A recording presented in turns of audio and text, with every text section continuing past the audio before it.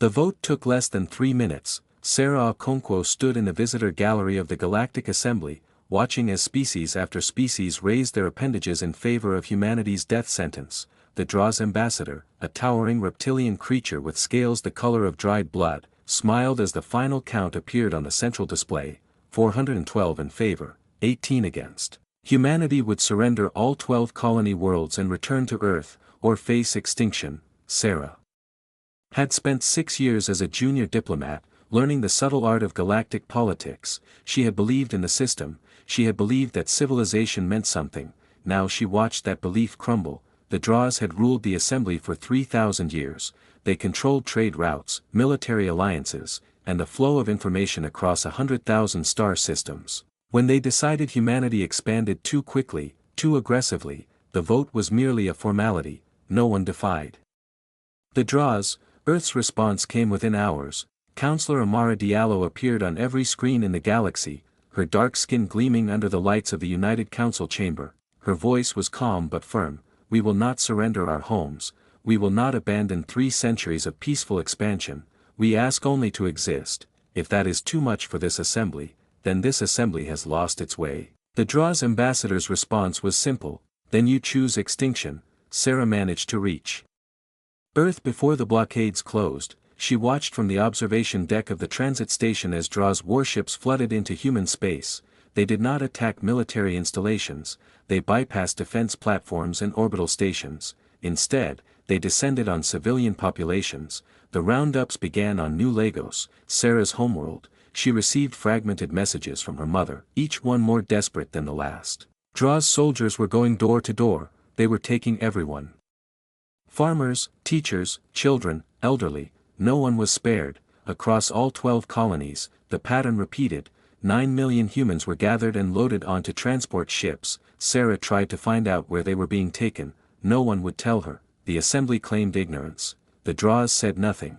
3 weeks later, she learned the truth. The broadcast began without warning. Every screen, every display, every communication device in the galaxy showed the same image: a vast plain on Draws Prime, stretching to the horizon. 9 million humans knelt in the red dust, their hands bound behind their backs. Draws soldiers stood among them, weapons ready. The High Sovereign of the Draws Empire appeared on a platform overlooking the killing field. Their voice echoed across the galaxy: let this be a lesson to all who defy the natural order. Let this be a reminder of what happens when lesser species forget their place. Today, the human threat ends. The executions began. Sarah watched from Earth. She could not look away. She searched the crowd for her mother's face, knowing she would find it, dreading the moment she did. The killing was methodical, efficient, cruel. Men fell first, then women, then children. The Draws made no exceptions. They showed no mercy. On the second day, Sarah found her mother. She was in a group near the eastern edge of the field, still alive, still waiting. Sarah watched her mother look up at the sky, as if she knew someone was watching. Then the camera moved on, and Sarah never saw her again. The killing took 3 days. 9 million humans died while the galaxy watched. Some species turned away in horror, most simply changed the channel. The assembly issued a statement expressing concern, but took no action. The Draws were too powerful, humanity was too small. The math was simple. When the broadcasts ended, Earth went dark, all communication ceased. Orbital stations went silent. Ships entering the solar system found nothing but empty space and automated warnings to turn back. The galaxy assumed humanity was broken, mourning, dying. The Draws celebrated their victory. They had eliminated a threat and taught the universe a lesson. They were wrong. Deep beneath Earth's surface, in bunkers that had survived nuclear wars and asteroid impacts, humanity gathered. They did not weep. They had no tears left. They did not rage. Rage was wasteful. Instead, they planned. Counselor Diallo stood before the surviving leadership. Her face was stone, her voice ice. They wanted to teach the galaxy a lesson about defying the natural order. They murdered our children to prove a point. Now we will teach them what happens when you try to exterminate a species that evolved on a death world. She activated a holographic display showing the entire Draws Empire, military bases, supply lines, communication networks, everything. They think we are primitive. They think we are weak. They think we are broken. They are wrong on all counts. We have 6 months Before they expect any response from us, in 6 months, we will be ready. In 6 months, we begin." A young officer raised his hand. "Begin what, counselor?" Diallo's smile held no warmth. "The systematic destruction of the Draws Empire, not conquest, not occupation, erasure. They wanted to wipe us from existence. We will return the favor." She turned back to the display. "Protocol Omega is now active. Every resource, every mind, every hand works toward one goal. When we emerge from this silence, the galaxy will learn why Earth breeds survivors, and the Draws will learn why you never, ever, corner a species with nothing left to lose." Sarah Okonkwo stood in the back of the room, her mother's face burned into her memory. She had been a diplomat, trained in negotiation and compromise. That woman was dead now. What remained was something harder, colder, more dangerous. She stepped forward. "Where do you need me?" Diallo looked at her and nodded. "Welcome to the war, Ambassador." Outside, Earth was silent. Inside, humanity prepared.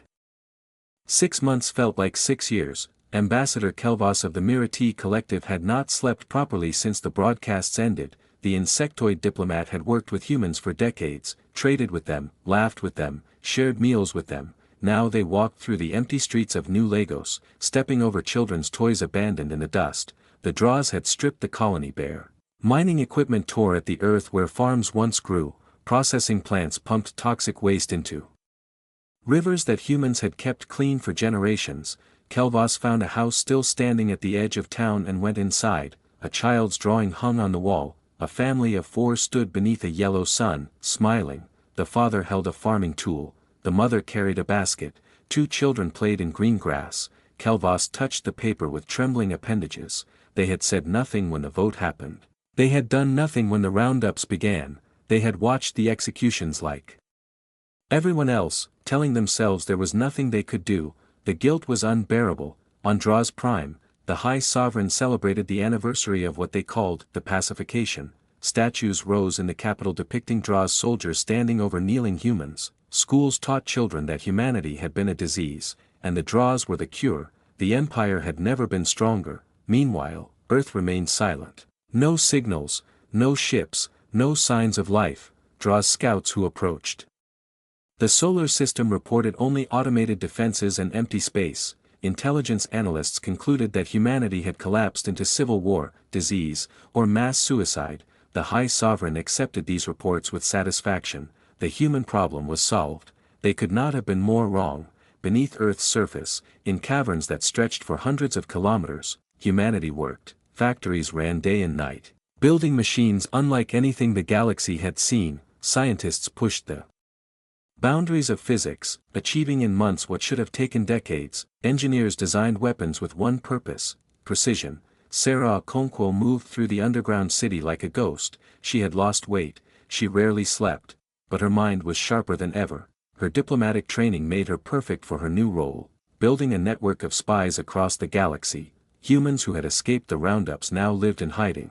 Traders, engineers, students, workers, they had changed their names, altered their appearances, taken jobs that gave them access to information. A human bartender on a space station listened to drunk Draws officers discuss fleet movements. A human mechanic in a neutral shipyard mapped the weaknesses of enemy vessels. Every piece of intelligence flowed back to Earth through channels no one could trace. Sarah also reached out to species who had suffered under the Draws. The Mirati had lost a border colony to Draws expansion. The crystalline Velesi paid crushing tribute. The aquatic Narine watched their ocean worlds poisoned by Draws mining.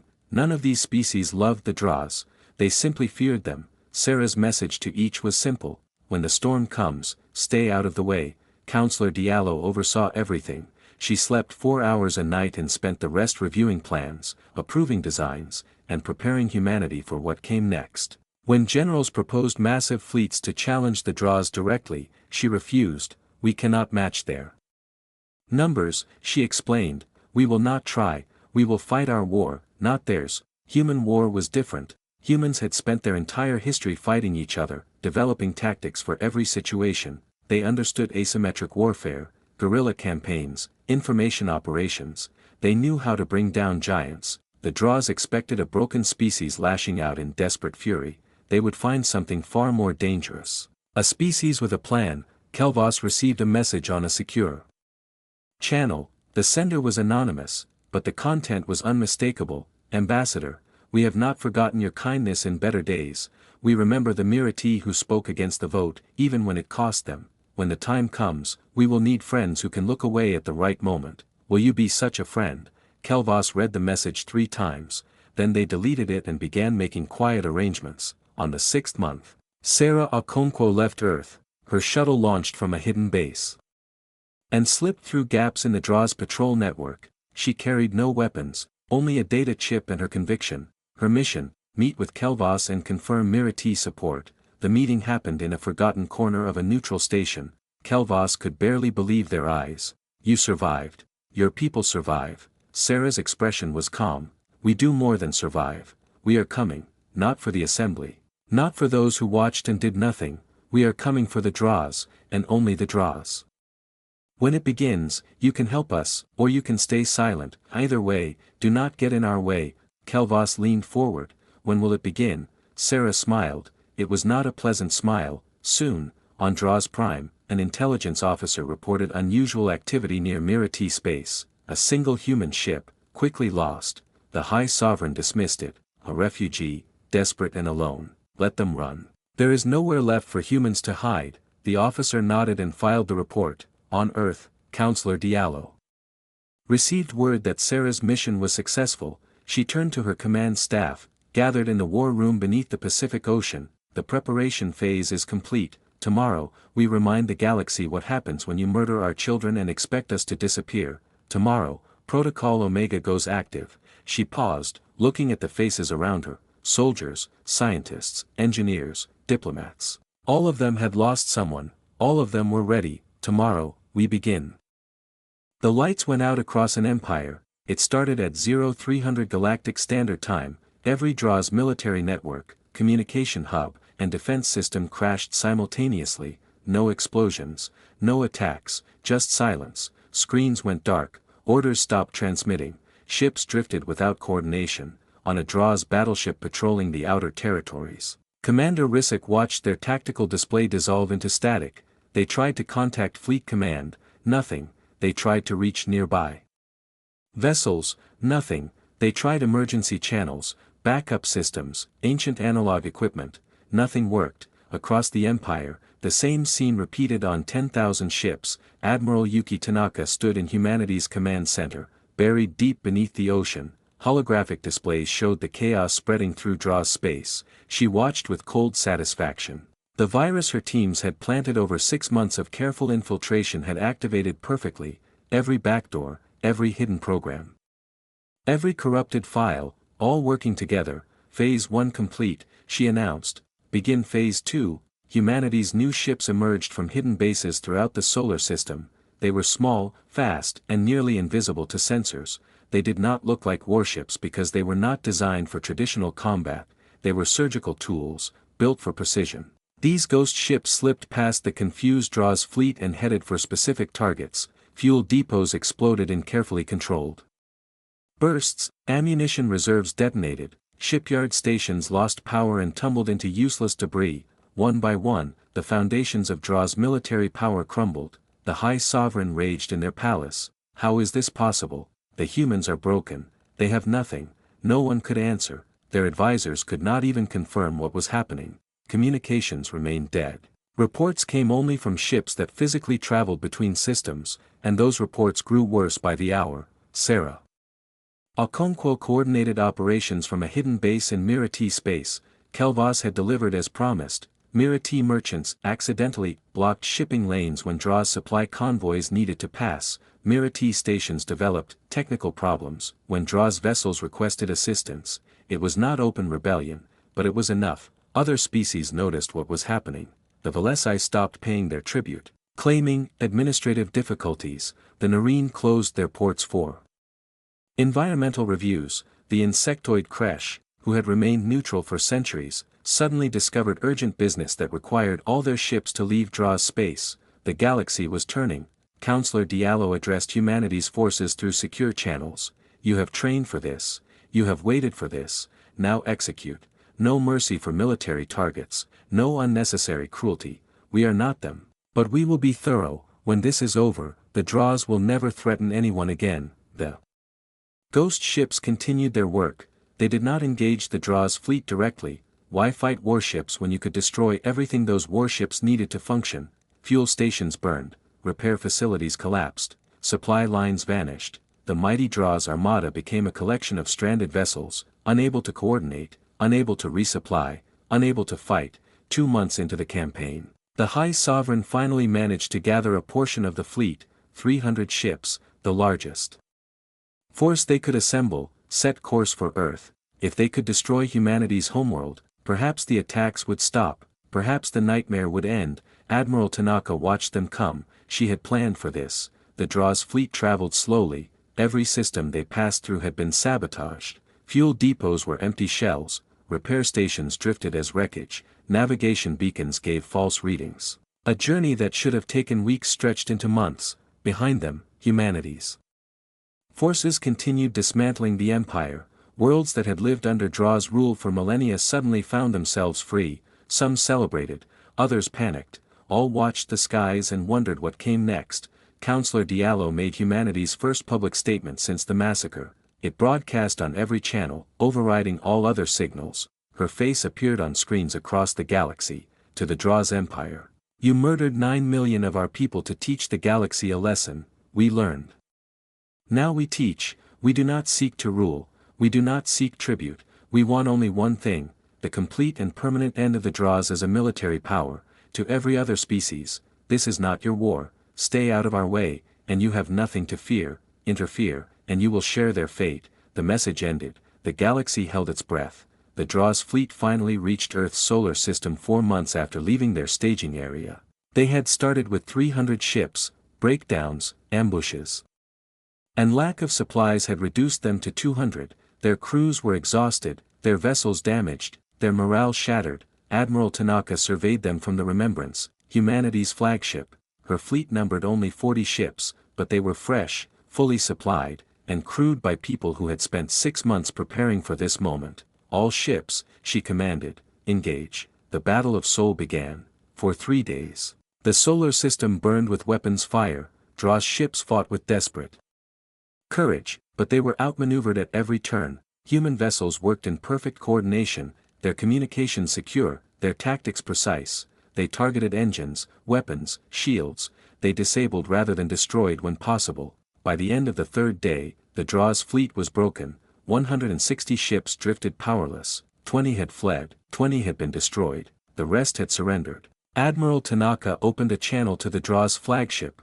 Your fleet is finished. Your empire is falling. Surrender now, or die here. Choose. Silence stretched across the void. Then, slowly, the Draws' weapons powered down. The battle was over. The war was not. The High Sovereign knelt for the first time in their life. Draws Prime had fallen without a single shot fired. When humanity's fleet arrived in orbit, the planetary defenses had no power, the military had no leadership, and the population had no hope. The empire that had ruled the galaxy for 3,000 years collapsed in less than a year. Counselor Diallo descended to the surface in a shuttle flanked by fighters. She walked through the capital city, past statues celebrating the massacre of her people, past government buildings where the order to kill 9 million innocents had been signed. Crowds of Draws watched in silence, too terrified to speak. The throne room was vast, designed to make visitors feel small. Diallo felt nothing but cold purpose as she approached the sovereign. Guards had stripped the ruler of their ceremonial armor. They looked pathetic now, just a frightened creature on their knees. You murdered 9 million of my people, Diallo said. Her voice echoed in the empty hall. Men, women, children, you broadcast their deaths to the galaxy as entertainment. You thought you were teaching us a lesson. The sovereign trembled. Please, mercy, we can negotiate. I can give you worlds, resources, anything. Diallo shook her head. You misunderstand. This is not a negotiation. This is a sentencing. She activated a holographic display. It showed the killing fields where 9 million humans had died. The sovereign flinched and looked away. You will watch, Diallo commanded. You will see what you did. Every day for the rest of your life. You will watch. The images played. The sovereign wept. Across the galaxy, species who had lived under Draws' tyranny celebrated. The Velesi broadcast songs of joy that lasted for weeks. the Narine filled their oceans with bioluminescent displays of triumph.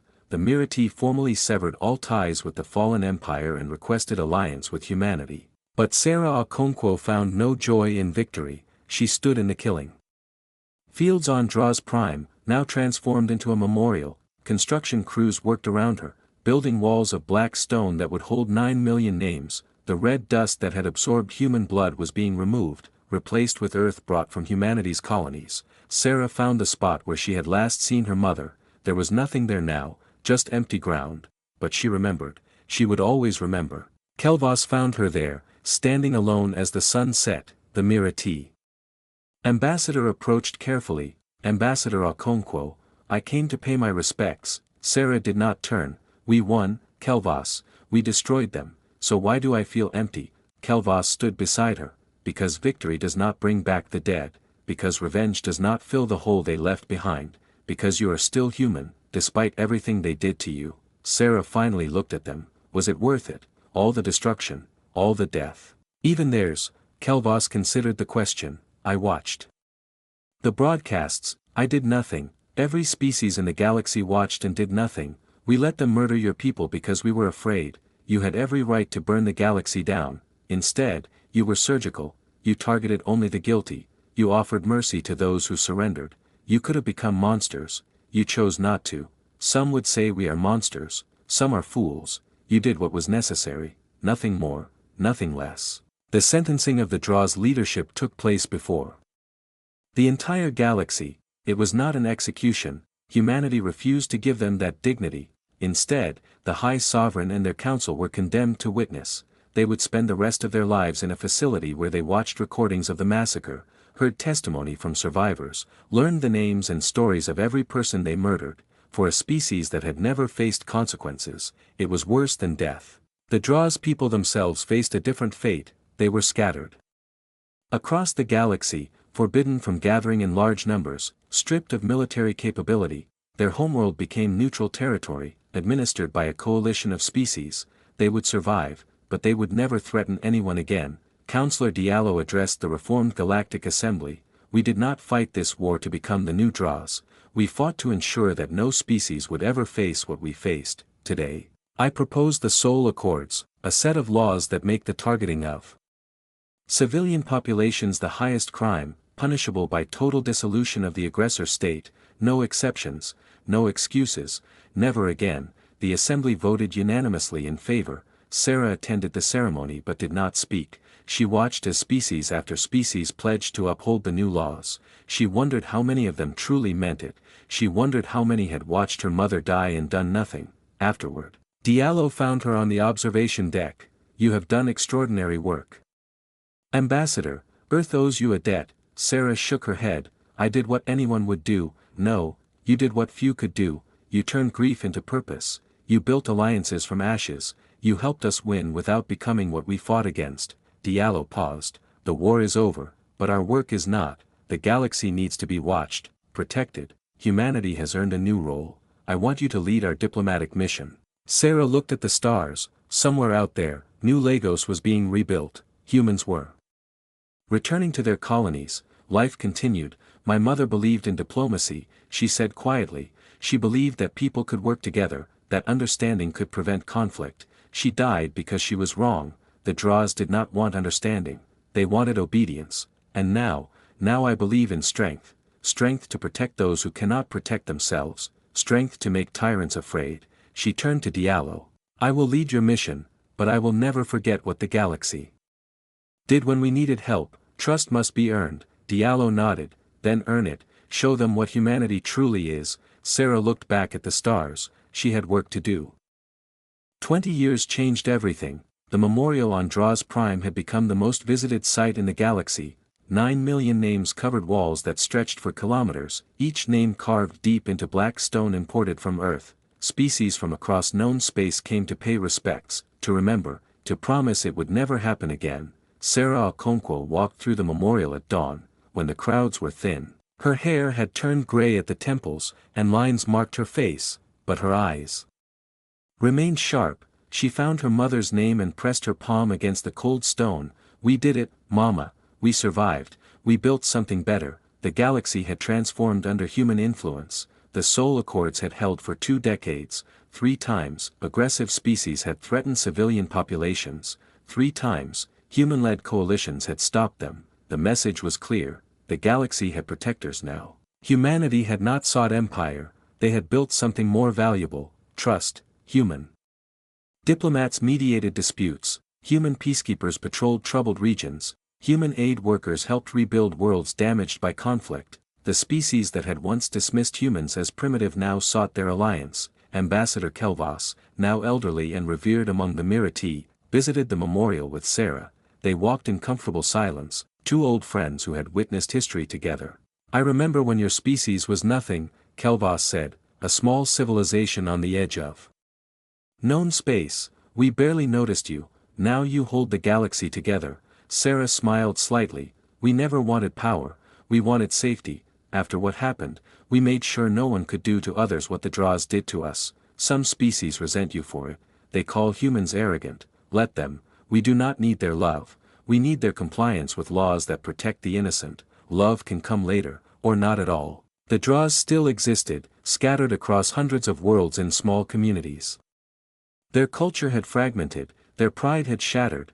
Young Draws grew up learning what their ancestors had done, carrying shame for crimes committed before their birth. Some integrated into other societies, others lived bitter, isolated lives. Sarah sometimes wondered if the punishment was too harsh, entire generations paying for decisions they had no part in. But then she remembered her mother's face in the crowd, and the doubt faded. The Draws had shown no mercy to human children. Why should human justice show mercy to Draws' descendants? Because that was the difference. Because humans chose to be better. She had argued for programs that helped young Draws build new lives away from their parents' shadow. She had supported education initiatives that taught them skills, gave them opportunities. She could not forgive what their species had done, but she could help ensure the cycle of hatred did not continue forever. Counselor Diallo had passed 5 years ago, celebrated as the architect of humanity's transformation. Her final words to Sarah had been simple: "Make them remember why we fought, not for revenge, for protection, never let them forget." Sarah had not forgotten. A young human approached the memorial, a student on a school trip from New Lagos. She stood before the wall of names with wide eyes. "Ambassador Okonkwo, I am writing a report on the war, may I ask you some questions?" Sarah nodded. "Ask, was it worth it, all the destruction, everything humanity lost and sacrificed?" Sarah considered the question. She had asked it herself, countless times. In the dark hours before dawn, 9 million people died because the galaxy believed we were weak. They died because no one thought we would fight back. They died because tyrants believed they could murder innocents without consequence. She paused.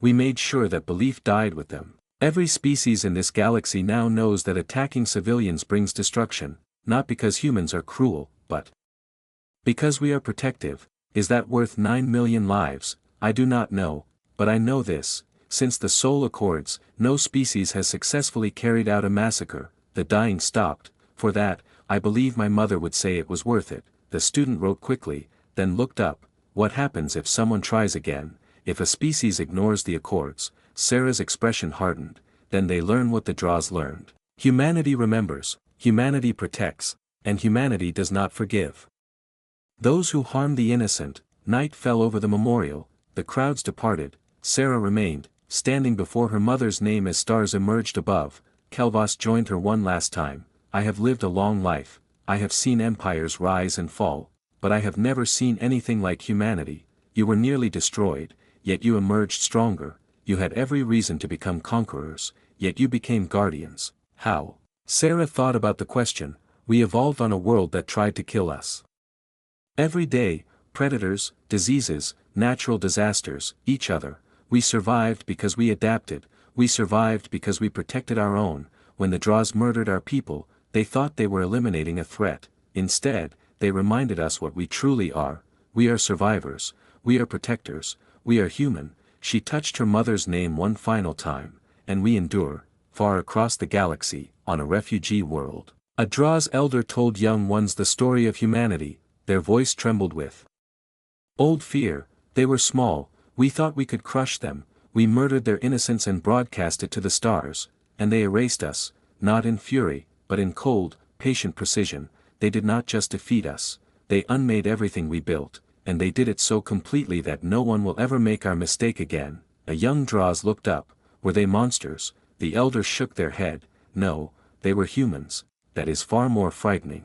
Above them, the stars shone cold and eternal, and somewhere among them, humanity watched, always watching, always protecting, always remembering.